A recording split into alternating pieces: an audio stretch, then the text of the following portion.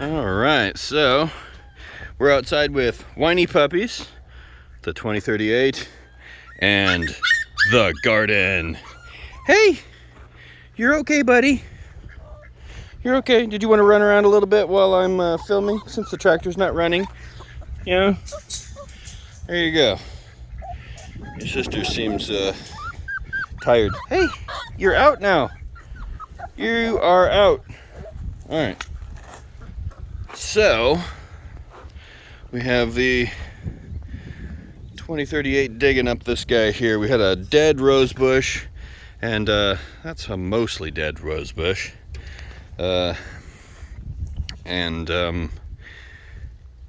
I'm not sure if the cycads are dead or not. And even if they are, I think there's buds off the sides, and on this one's actually got one in the middle. So, and it takes a very long time for these things to grow, so it's going to take a very long time to tell if they are dead.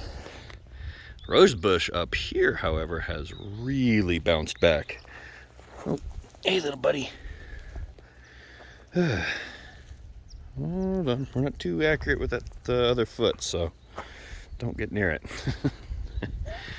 Okay, so my lovely wife is over there, and she's organizing some rocks I removed. And as you can see, we got a little hole right here that the chickens and dogs and ducks and whoever else has dug, and that kind of helps you see the root situation down there, which I think those are all buds that are trying to grow. In fact, you can see there are several fronds coming off of those things. So I think this thing, even if the main plant is dead, I'm guessing that the buried bits on these smaller ones that haven't sprouted yet but are there are probably just fine. So yeah, you know, I think a lot of the garden's gonna bounce back. I don't know if this one will or not, and I think I was starting to get kind of close with the roots on it. And I want to say the last time that the cold killed this thing, the top was toast, but underneath it was... Hey, Tom, I'm trying to make a video. I should make that into a bumper sticker. Tom, I'm trying to make a video. We say it almost every episode. If you want to call that what I'm doing here. I wouldn't. Not even a little bit. Because mostly this is just so that I can see this later when I'm 80 and go, oh, I remember that. Wait, who am I? Anyway, so yeah, we got roots. I imagine this thing will probably grow from the ground up, but these top parts are probably toast. So, who knows? And then this guy over here. I don't know if there's going to be anything left of this one, though. I don't know if it's big enough to have sprouted little below ground versions of itself.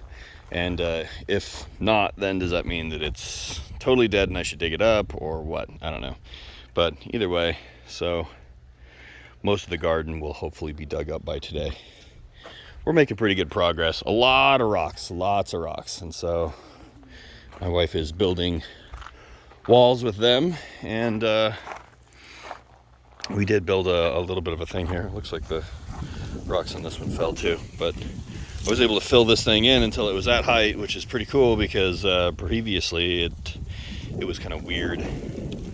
So now this can kind of be a garden too, which is good. And since I'm out here and I almost immediately hopped on my tractor, I did not check on my birds. Hey, baby birds. I hear you in there peeping. Are you doing okay?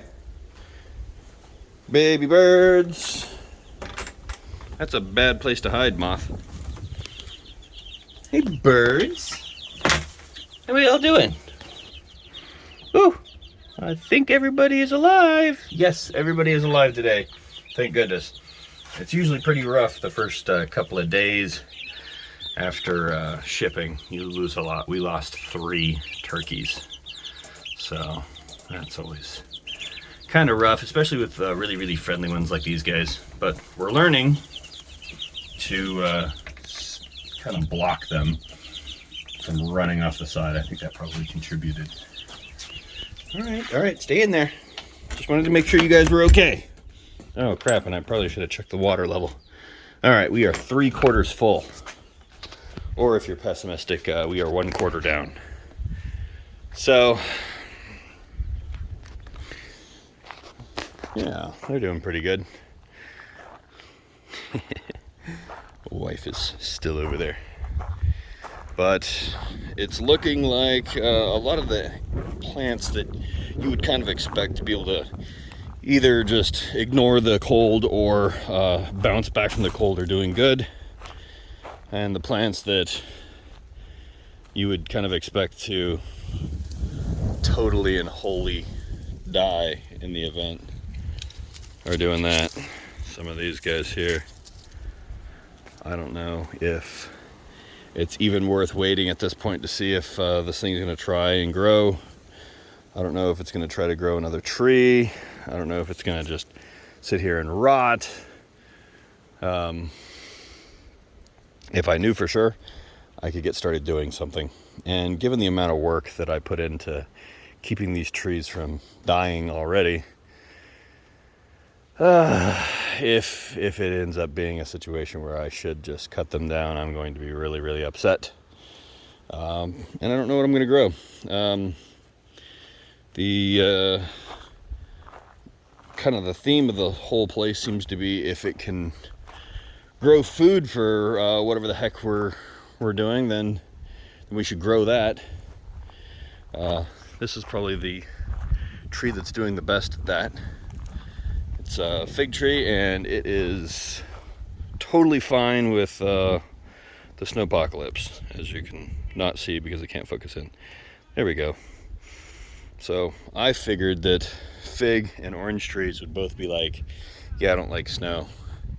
Because, you think of figs and oranges and lemons as being tropical or subtropical plants, but fig tree is totally fine.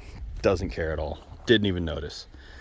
And it is beginning to pop open its buds and grow leaves.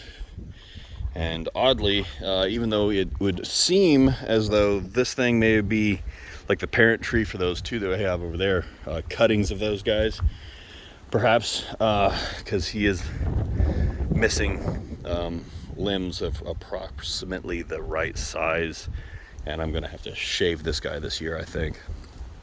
I'm thinking about cutting that limb right there and seeing if I can't apply some like root grow enzyme to it, and then put these things in buckets and try to grow roots out of them and get something going on like that. I'm going to try that because I am going to need to get rid of that branch at some point in time, or maybe I'll just start out here.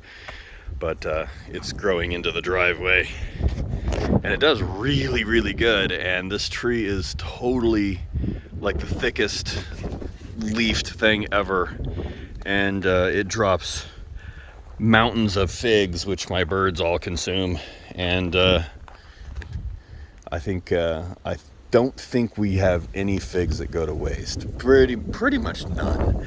Some of the ones that kind of rot on the tree and can't fall out because the tree is so dang dense, those ones usually go to ants and hornets, I guess, unless the chickens and ducks get really hungry. But yeah, so here's the large scale view. Uh-oh. Tom, were you making goslings?